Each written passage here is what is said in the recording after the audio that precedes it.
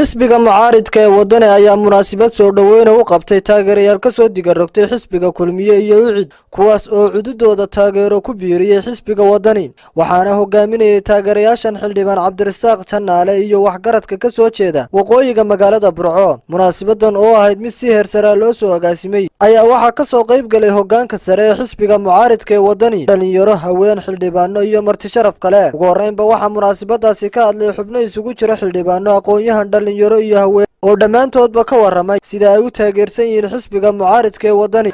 inaan maanta xisbi reer Burco ay ku midoobeen oo ay isku raacsan yihiin inaan aniguna ku soo biiro halkan waxaan ka cadaynayaa in aanu fikirkii aanu mar qaadanay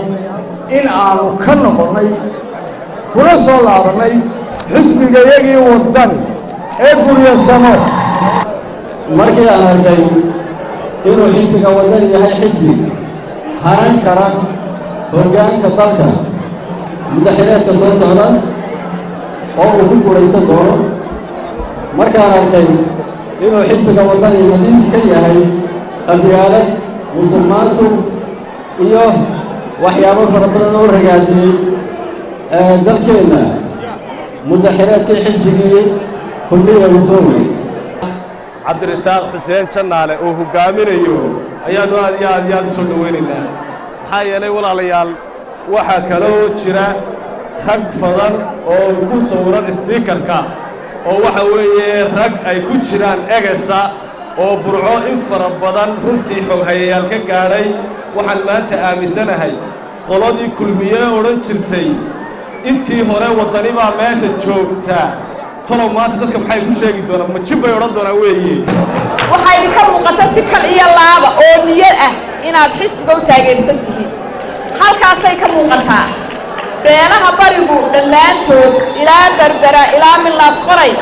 waxay ku dhaarteen oo ay go'aan ku qaateen xisbiga wadani inay wada raacsan yihiin sidoo kale waxa isaguna halkaasi ka hadlay siyaasi Habiib Timacadeen iyo siyaasi Xamarji oo u mahad celiyay taageerayaashan ku soo biiray xisbiga wadani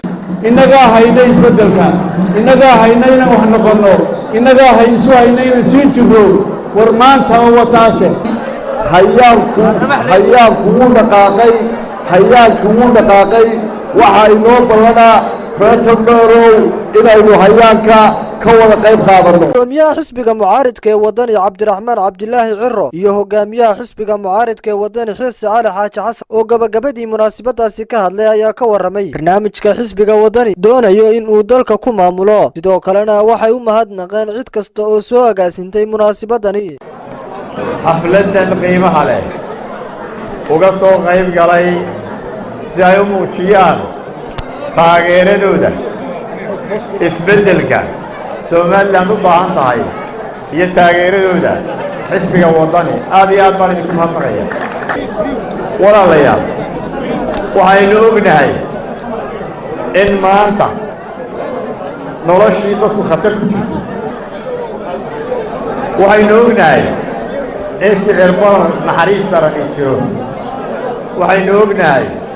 in qiimaha shilinka Soomaaliland uu marayo milyan iyo 200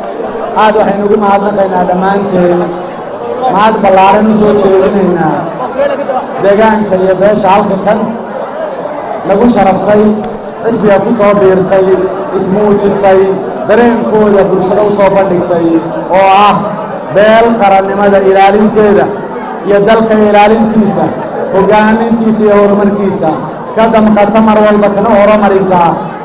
khaaska iyo danaha reernimo ka horumarisa waxaan leeyahay dugsi mala qabyaaladii waxay guulaysanayaan gabagabadiina waxaa shahaado sharaf lagu maamuusay xubno ka mid ah saxafiyiinta iyo mas'uuliyiinta gobolka Togdheer Maxamed Jookar warbaahinta Ariel TV Burco.